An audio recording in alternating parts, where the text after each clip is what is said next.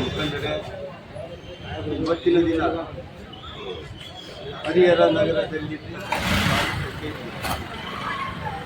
ಕರ್ನಾಟಕ ದಲಿತ ಸಂಘರ್ಷ ಸಮಿತಿ Mahatma professor B Krishnappa ಸ್ಥಾಪಿತ ವತಿಯಿಂದ ಹಲವು ಬೇಡಿಕೆಗಳನ್ನು ಈಡೇರಿಸುವಂತೆ ತಹಶೀಲ್ದಾರ್ ಮೂಲಕ ಸರ್ಕಾರಕ್ಕೆ ಮನವಿ ಕೊಡಲಿಕ್ಕೆ ಬಂದು ನಾವೆಲ್ಲ ಅದರಲ್ಲಿ ಮೂಲಭೂತವಾಗಿರ್ತಕ್ಕಂಥ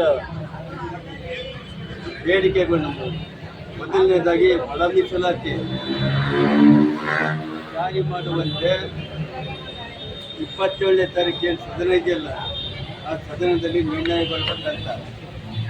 ಯಾಕಪ್ಪ ಅಂತಂದರೆ ನಮಗೆ ಬುದ್ಧಿಜ್ಞಾನ ಬಂದಾಗಿಂದ ನಾನು ನೋಡ್ತಾ ಇದ್ದೀನಿ, ನಾವು ಹೋರಾಟ ಮಾಡ್ತಾನೆ ಬರ್ತಿದ್ದೀವಿ. ಒಳ ಮೀಸಲಾತಿಯೆಲ್ಲ ಸಿಕ್ಕಿಲ್ಲ. ಈಗ ಒಂದು 6 ತಿಂಗಳು ಆಗಿರ್ಬೋದೇನು ಅನಿಸುತ್ತೆ, ಬೇಡ 3 ತಿಂಗಳಾಗಿರ್ಬೋದು. ಈಗಿರ್ತಕ್ಕಂಥ ಸರ್ಕಾರ ಜಾರಿ ಮಾಡಿದೆ, ಅದು ಆಟಕ್ಕುಂಟು ಲೆಕ್ಕಕ್ಕಿಲ್ಲ ಅನ್ನೋಗೆ ಎಲ್ಲದನ್ನು ಪರಿಶೀಲನೆ ಮಾಡಬೇಕಾದಂಥ ನಮ್ಮ ಸಂಘಟನೆಯವರು ಯಾವುದನ್ನು ಮಾಡಲಿಲ್ದಂಗೆ ತರಾತುರಿಯಲ್ಲಿ ವಿಜಯೋತ್ಸವ, ಅಯಾವೋತ್ಸವ, ಯುವೋತ್ಸವ ಅಂತೆಲ್ಲ ಮಾಡಿ ಈಗ ಮತ್ತೆ ವಿಧಾನಸೌಧದ ಮೆಟ್ಲನ್ನ ಹತ್ತಿದ್ದಾರೆ ಹೋಗಿ. ಅವರಿಗೆಲ್ಲ ನಾಚಿಕೆ ಆಗ್ಬೇಕಂತ ಹೇಳ್ತಾ ಇದ್ದೀನಿ ನಾನು ಈ ಮೂಲಕ. ನಮ್ಮ ಹೋರಾಟ ಏನು ಅನ್ನೋದ್ರ ಬಗ್ಗೆ ಯಾರಿಗೂ ಪರಿಕಲ್ಪನೆ ಇಲ್ಲ. ಹಾಗಾಗಿ ಹರಿಹರದಲ್ಲಿರ್ತಕ್ಕಂಥ ಏಕೆ ಕಾಲೋನಿಯಿಂದ ನಾವು ಕಾಲ್ನಡಿಯ ಮೂಲಕ ತಹಶೀಲ್ದಾರ್ ಕಚೇರಿಯವರೆಗೂ ತಗೊಂಡ್ಬಂದಿದ್ದೇವೆ.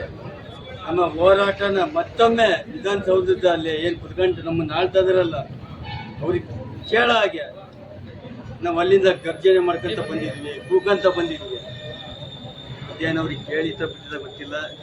ಹಾಗಾಗಿ ಇನ್ನು ಮುಂದಿನ ದಿನಗಳಲ್ಲಿ 27ನೇ ತಾರೀಕು ಏನು ನಿರ್ಣಯ ತಗೊಳ್ತಾರಲ್ಲ ಒಳ ಮೀಸಲಾತಿ ಬಗ್ಗೆ, ಅದನ್ನು ನೋಡ್ಕೊಂಡು ನಾವು ಹರಿಹರ ತಾಲೂಕು ಬಂದು ಕರೆ ಕೊಡ್ತೀವಿ. ಮಾಡಿದ್ರು ವಿಜಯೋತ್ಸವ ಮಾಡದೇ ಇದ್ರೆ ಹರಿಹರ ಬಂದು ಕರೆ ಕೊಡ್ತೀವಿ ಅಂತ ಈ ಮೂಲಕ ಮಾಡಿಲ್ಲ. ನಾನು ಇವತ್ತಿನ ದಿನ ಪ್ರತಿಭಟನೆ ನಾನು ಇಟ್ಕೊಂಡಿಲ್ಲ.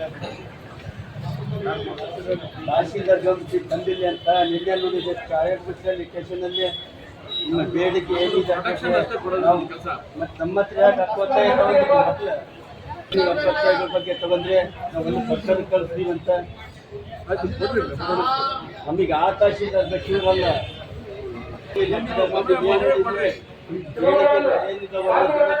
ನಮಗೆ ಗೊತ್ತಾಗಲಿ ನಮ್ಮ ಕಡೆಯಿಂದ ನಾವು ಕಳಿಸ್ತೀವಿ, ನಮ್ಮ ಯೂನಿಟ್ ಕಳಿಸ್ತೀವಿ.